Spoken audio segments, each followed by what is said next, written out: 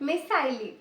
तुम्ही मागचा वाला व्हिडिओ माझा बघितला असेल ज्यामध्ये मी तुम्हाला दाखवलं होतं की एका महिन्याची जर्नी मी कशा पद्धतीने पूर्ण केली आणि त्यामध्ये मला कसे कसे अडथळे आले, कोणते 3 मिस्टेक्स मी मोठेवाले केले, याशिवाय कोणते कोणते प्रोडक्ट तयार केले, कोणते कोणते लेसन मी शिकले.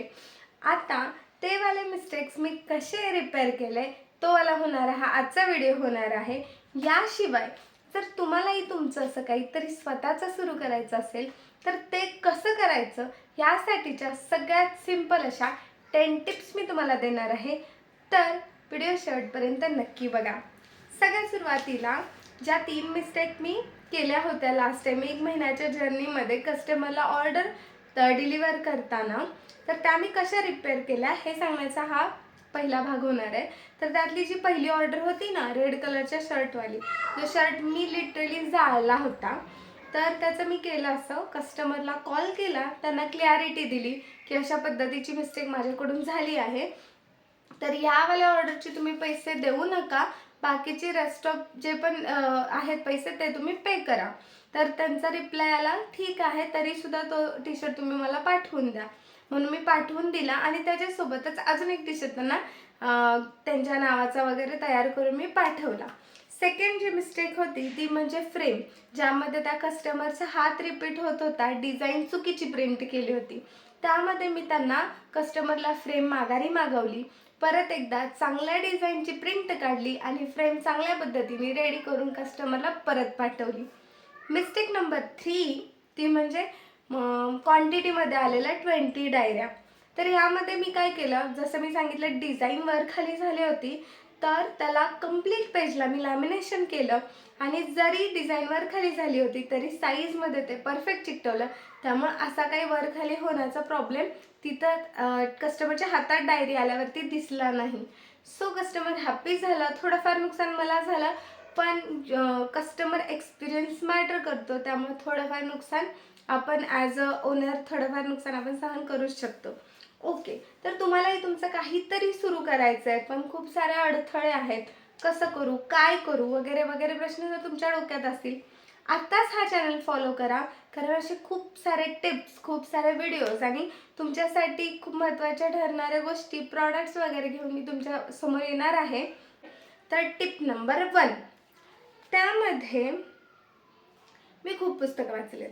जसं की 0 to 1 असेल, उद्योजक व्हा असेल, उद्योजकाच्या बाबतीत असेल, ओशन असेल, MBA असेल, असे सगळे पुस्तकं वाचून काढलेत. शार्क टँक इंडियाचे almost all episode, all season बघून काढलेत. सगळेजण एकच म्हणतात, सक्सेसफुल व्हा, असं करा, तसं करा, एवढे पैसे कमवा, हे ते. पण काय करायचं आणि कसं करायचं हे कुणीही सांगत नाही.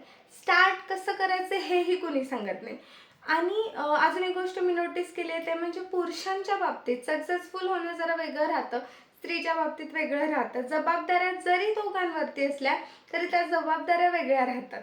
मुली टायमिंगमध्ये अडकून पडतात, पुरुष पैशावरती. त्यामुळं खूप फरक पडतो. जसं की घरातली कामं, मुलं, वयोवृद्ध वगैरे ह्या सगळ्या जबाबदाऱ्यातून बाहेर पडून कमावणं मुलीसाठी अवघड होऊन जातं.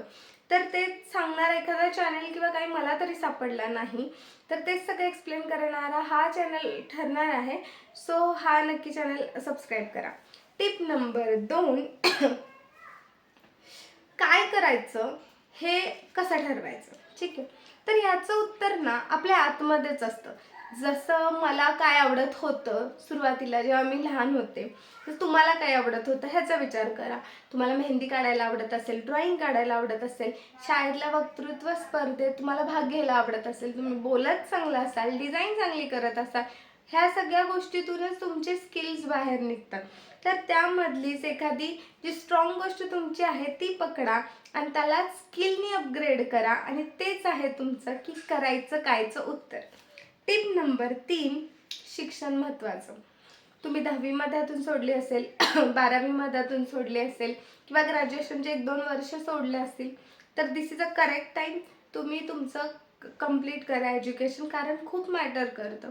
चांगलं शिक्षण आपल्याला कॉन्फिडंट बनवतं, आपल्याला एक पॉवर येते की ज्ञान ग्रोथ होते आणि चांगल्या संगतीत जातो, चांगलं ऐकण्यात येतो.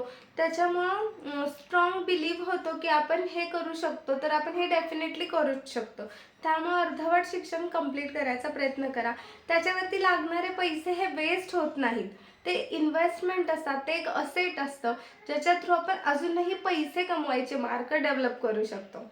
टिप नंबर 4, हेल्प घ्या. आता हेल्प कुणाची घ्यायची? सगळ्यात अगोदर प्रत्येकाची फायनान्शियल कंडिशन सेम नसते की प्रत्येकजण बाई लावू शकतो किंवा मेड लावू शकतो.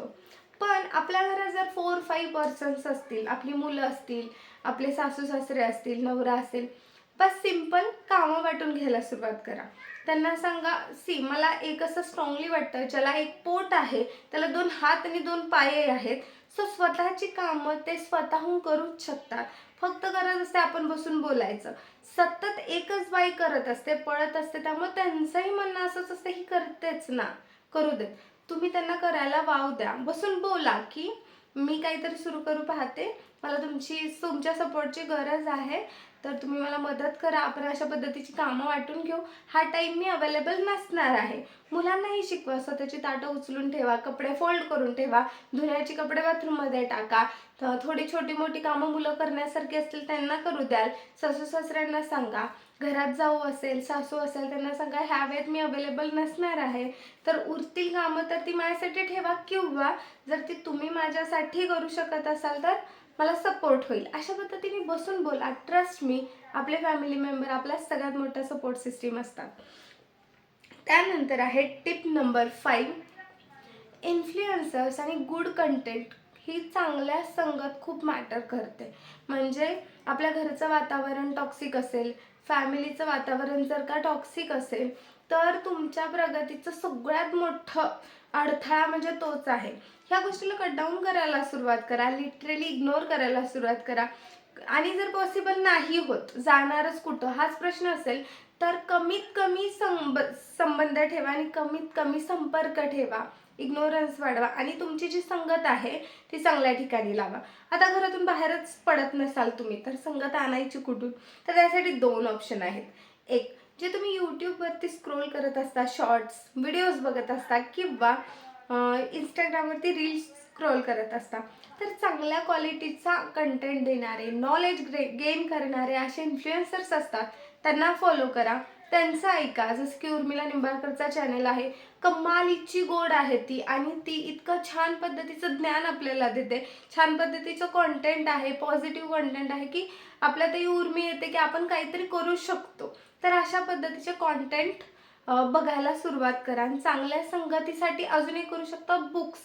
तुम्हाला कुणीही फ्रेंड नाही आहेत आसपास, तुम्ही एकटेच आहात, जगाच्या पाठीवर एकटे आहात आणि तुमच्याकडे भरमसाठ पुस्तकं आहेत ना, तर तुम्हाला कोणाचीही गरज लागणार नाही. ते तुमचे खूप चांगले मित्र आहेत, ते तुम्हाला सल्ला चांगला देतील, कुठलेही घाण वाईट संगतीला ते तुम्हाला नेणार नाहीत आणि तुम्ही एकटे कधी पडणार नाही. त्यामुळे ह्या गोष्टी नक्की आत्मसात करा.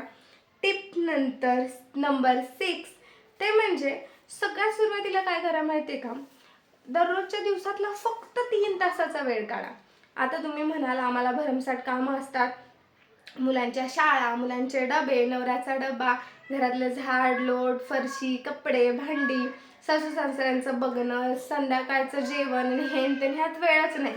फर्स्ट ऑफ ऑल ह्या गोष्टींनी एक्झॉशन होतं. ती कामं लवकर आवरण्याचा प्रयत्न करा, डिवाइड करण्याचा प्रयत्न करा, हेल्प घेण्याचा प्रयत्न करा, जसं मी पहिले म्हटलंच, किंवा ह्या कामाचा एक टाईम ठेवा आणि त्याच्यानंतर राहिलेला 3 तास हा कम्प्लिटली तुमच्यासाठी ठेवा. आणि अगदीच पहिले काही दिवस तुम्हाला कंटाळा की काहीच नाही करणं होते, नेमकं शिकायचं काय, करायचं काय, तरीसुद्धा ते 3 तास फक्त तुमच्या सेल्फ केअरसाठी, सेल्फ मोटिवेशनसाठी, सेल्फ लर्नसाठी ठेवा. चांगले व्हिडिओ, चांगले शॉर्ट्स वगैरे बघून काढायचे आणि तुमचं नॉलेज गेन होईल. ज्या गोष्टी तुम्हाला इंटरेस्ट आहे त्या गोष्टी वाचायला, ऐकायला सुरुवात करा. त्याच्यानंतर आहे टिप नंबर 7, ती म्हणजे विजन बिग ठेवा. फॉर एक्झाम्पल तुम्ही एक रिसेलर आहात किंवा डिस्ट्रीब्युटर आहात ज्वेलरीचे वगैरे, तर तुमचं असं नको की एका महिन्याचं माझं टार्गेट 1,000 आहे, तर तेवढे पैसे आले की मी खुश होईल. थोडक्यात समाधान न मानता थोड्या अपेक्षा मोठ्या ठेवा की मी जास्त मेहनत करीन. माझं तर हेच म्हणणं आहे की पैशाला थोडं मोकळं सोडलं ना, मनी सायकोलॉजी आहे की पैशाला थोडं मोकळं सोडलं की पैसा पैशाला अट्रॅक्ट करतो. जर तुमच्या गरजा वाढतायत तर गरजा कमी नका करू. स्पेंड करा, पण पैसे कुठून जास्त येतील ते मार्ग शोधा. सो विजन बिग ठेवा की मला माझी कंपनी खोलायची आहे, मला ब्रँड तयार करायचं आहे, माझं मोठं दुकान असेल, मला 1,00,000-1,50,000 उत्पन्न दर महिना असेल. हे डोक्यात ठेवून कामाला लागा की ते कंप्लीट करता करता तुम्हाला मजा येऊन जाईल. टिप नंबर 8 ते म्हणजे एक्झिक्यूट करा. जसं ना आयडियाज खूप जणांकडे, खूप मोठा विकसित मानसिक रूपाने विकसित असा आपला भारत देश आहे. प्रत्येकाकडे आयडिया आहे. प्रॉब्लेम काय आहे की आपण एक्झिक्यूट करत नाही, घाबरत बसतो, डेअरिंग करत नाही, उद्यावर ढकलून देतो. ही सगळ्यात मोठा प्रॉब्लेम आहे. सो आता तुम्हाला आयडिया आली ना की असा फ्रॉक मला शिवायचा, बघू जमतोय का. आता उठा, आता जाऊन कापड आणा, कापड आणून ती कशी डिझाईन शिवायची ते डोक्यात ठेवा किंवा तयार करा आणि तुम्हाला शिवता येत नसेल बाहेरून शिवून करून घ्या आणि बघा समोर हा असा तयार केलेला आपला ड्रेस आहे, हा छान वाटतो का 4 जणांना विचारा आणि कुणी घ्यायला तो उत्सुक आहे का विचारा आणि तुमचं प्रोडक्शन सुरूही करा. हे तितकंसं सोपं जरी नसलं तरी तितकंसे अवघडही नक्कीच नाहीये. हे वापरायला सुरुवात नक्की करा. सो पटकन एक्झिक्युशनला लागायचं, आल्या डोक्यात करून तयार व्हायचं. टिप नंबर 9, जसं मी आधी सांगितलं, गरज आहे स्किल शिकायचं. एक वय आहे तुमचं, चला आता शिक्षण म्हणजे BSc MSc 10-12 नाही करू शकत, अगदी तेवढा वेळही नाही, तेवढं काय म्हणतात त्या पद्धतीच्या शिक्षणाची गरजही नाही, तरीही तुम्ही स्किल नक्की शिका. जसे कोर्सेस आहेत, डिजिटल मार्केटिंगचं आहे, ग्राफिक डिझायनिंगचं आहे किंवा बाकीचे अवेअरनेस वाढवणारं आहे, कम्प्युटरचं आहे. हे बेसिक कोर्सेस जे आहेत ते शिका किंवा तुमच्या मेहंदी, रांगोळी, ड्रॉइंग ह्याच्या रिलेटेड कुठले कोर्सेस असतील, फॅशन डिझायनिंग, तर हे कोर्सेस शिका. स्किल वाढवा आणि जेणेकरून ह्याच्यामध्ये जे स्किलमध्ये टाकलेले पैसे असतात ना ते वेस्ट जात नाही, ती इन्व्हेस्टमेंट असते आणि ते अजून पैसे अट्रॅक्ट करायला मदत करते. आणि टिप नंबर 10 ते म्हणजे age is just a number. तुमचं एज काहीही असो, तुम्ही कुठल्याही एजला कुठल्याही परिस्थितीत तुम्हाला जर स्वप्न आहे, तुमचं करण्याची इच्छा आहे, होप्स आहेत, तर कोणत्याही परिस्थितीत तुम्ही उठून हे कामाला चालू करू शकता. आणि हा कंप्लीट व्हिडिओ बनवण्याचा माझ्या मार्गदर्शक आहे, ती म्हणजे उर्मिला निंबाळकर ताई. तिचा कॉन्टेंट कमाल असतो. माझ्यात जी काय आता एनर्जी आहे की फेस स्वतःचा दाखवून बोलायची, स्वतःचा आवाज लोकांसमोर आणायची, ती तिच्यामुळेच आहे. कारण नथिंग बॅड इन इट. तुम्ही नॉलेज गेन करू शकता आणि जर असेल तुमच्याकडे तर ते तुम्ही समोरच्याला वाटूही शकता. सो मी तिच्याकडून हे थोडंफार शिकते आहे, त्यामुळं हा संपूर्ण व्हिडिओ मी तिलाच समर्पण करेन. आणि अशाच कॉन्टेंटसाठी मला यूट्यूबला सबस्क्राईब करा आणि इंस्टाग्रामच्या पेपरमेट पेजला फॉलो नक्की करा. थँक्यू. Bye bye.